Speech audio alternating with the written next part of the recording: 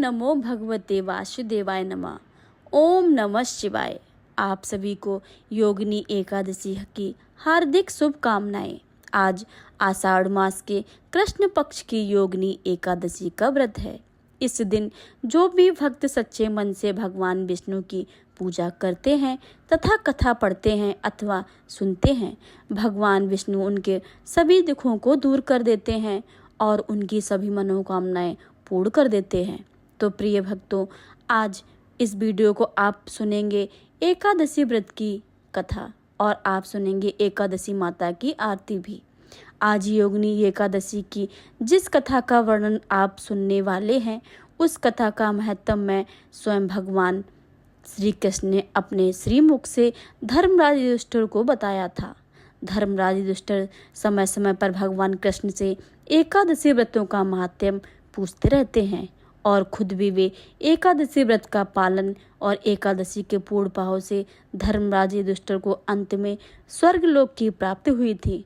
आइए रसपान करते हैं योगिनी एकादशी व्रत की पौराणिक के अनुसार महाभारत काल के समय की बात है। एक बार धर्मराज युधिष्ठिर ने भगवान वासुदेव से कहा कि हे त्रिलोकीनाथ, मैंने ज्येष्ठ माह के शुक्ल पक्ष की निर्जला एकादशी की कथा सुनी है। अब आप कृपा करके आषाढ़ मास के कृष्ण पक्ष की एकादशी की कथा भी सुनाइए। इस एकादशी का नाम और महत्व क्या है, सो आप मुझे विस्तार से बताइए। भगवान कृष्ण ने धर्मराज युधिष्ठिर के प्रश्न का उत्तर देते हुए कहा कि इस प्रकार कहा है कि पांडुपुत्र आषाढ़ महीने के कृष्ण पक्ष की एकादशी का नाम योगिनी एकादशी है। इस दिन व्रत रखने से सभी पाप नष्ट हो जाते हैं और इतना ही नहीं धर्मराज, यह व्रत इस लोक में भोग और तथा परलोक में मुक्ति देने वाला है। हे धर्मराज, यह एकादशी तीनों लोकों में प्रसिद्ध है। इस दिन व्रत रखने से सभी पाप नष्ट हो जाते हैं।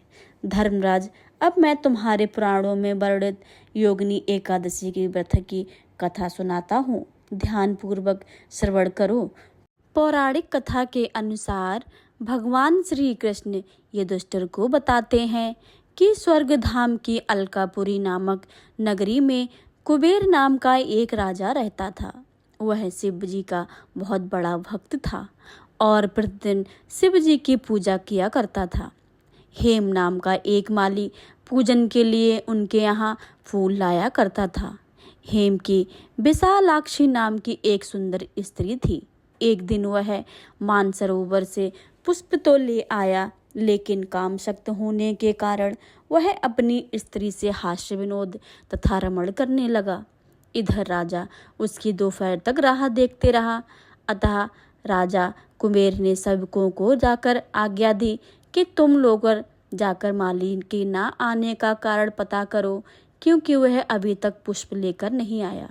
सेवकों ने कहा कि महाराज, वह पापी अतिकामी है और अपनी स्त्री के साथ हास्य विनोद और रमण कर रहा है। यह सुनकर कुबेर ने क्रोधित होकर उसे बुलाया। माली राजा के भय से कांपता हुआ उपस्थित हुआ। राजा कुबेर ने क्रोध में आकर कहा, अरे पापी नीच कामी, तूने मेरा परम पूज्य ईश्वर के ईश्वर श्री शिव जी महाराज का अनादर किया है, इसलिए मैं तुझे श्राप देता हूँ कि तू स्त्री का वियोग सहेगा और मृतलोक में जाकर कोढ़ी बनेगा। कुबेर के श्राप से हेम माली का स्वर्ग में पतन हो गया और वह उसी क्षण पृथ्वी पर गिर गया। भूतल पर आते ही उसके शरीर में श्वेत कोढ़ हो गया। उसकी स्त्री भी उसके समस्त अंतर्ध्यान हो गई। मृत्युलोक में आकर माली ने महान दुख भोगे। भयानक जंगल में जाकर बिना अन्न और जल से भटकता रहा। विचरण करते हुए एक दिन वह मार्कंडेय ऋषि के आश्रम में पहुंच गया। उसे देखकर मार्कंडेय ऋषि बोले कि तुमने ऐसा कौन सा पाप किया है जिसके प्रभाव से यह हालत हो गई है। हेम माली ने सारा वृतांत कह सुनाया। यह सुनकर ऋषि बोले, निश्चित ही तूने मेरे सम्मुख सत्य वचन कहे हैं, इसलिए तेरे उद्धार के लिए मैं एक व्रत बताता हूँ। यदि तू आषाढ़ मास के कृष्ण पक्ष की योगिनी एकादशी का विधि पूर्वक व्रत करेगा तो तेरे सभी पाप नष्ट हो जाएंगे और तुझे इस रोग से मुक्ति मिल जाएगी। महर्षि ने के वचन सुनकर माली अत्यंत ही प्रसन्न हुआ। उसने मुनिवर को धन्यवाद करते हुए उन्हें प्रणाम किया और उनके वचनों के अनुसार योगिनी एकादशी व्रत का विधि विधान से व्रत किया।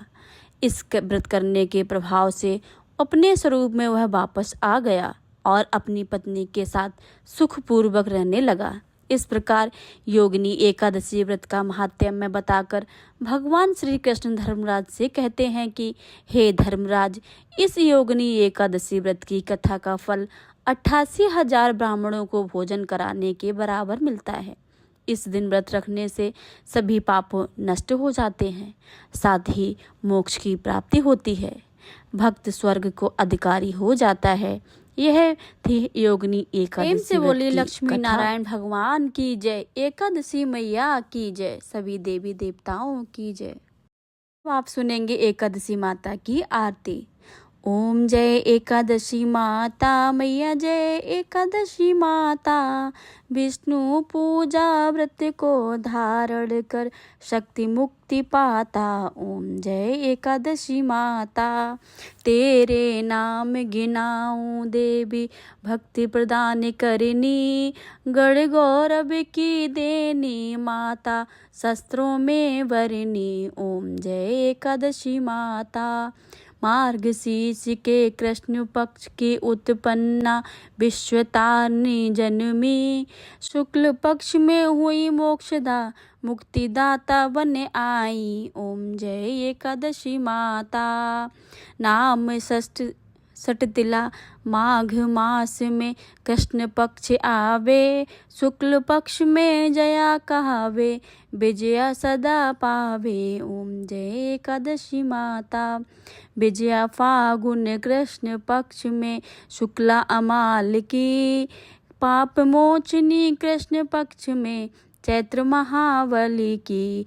ओम जय एकादशी माता, चैत्र शुक्ल में नाम कामदा, धन देने वाली, नाम बरुथनी कृष्ण पक्ष में बैसाख महावाली। ओम जय एकादशी माता, शुक्ल पक्ष में होए मोहनी, अपरा ज्येष्ठ कृष्ण पक्षी, नाम निर्जला सब सुख करनी, शुक्ल पक्ष रखी। ओम जय एकादशी माता, नाम आषाढ़ में जानो कृष्ण पक्ष करनी, देव शयनी नाम कहायो, शुक्ल पक्ष धरनी।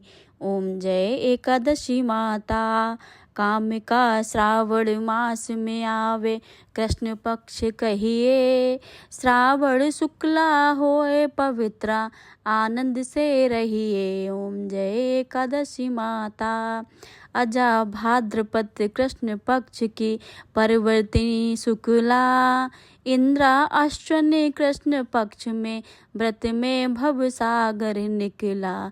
ओम जय एकादशी माता, पापांकुशा है शुक्ल पक्ष में आप हरनिहारी, रमा मास कार्तिक में आवे सुखदायक भारी। ओम जय एकादशी माता, देवोत्थानी शुक्ल पक्ष की दुखनाशक मैया, पावन मास में करूं विनती, पार करो नैया। ओम जय एकादशी माता, परमा कृष्ण पक्ष में होती जन मंगल करनी, शुक्ल पक्ष में होए पद्मिनी, दुख दरिद्र हरिणी। ओम जय एकादशी माता, जो कोई आरती एकादशी की भक्ति सहित गावे, जन गुरुदिता स्वर्ग का वासा, निश्चय वह पावे। ओम जय एकादशी माता, बोलिए एकादशी माता की जय, भगवान विष्णु की जय,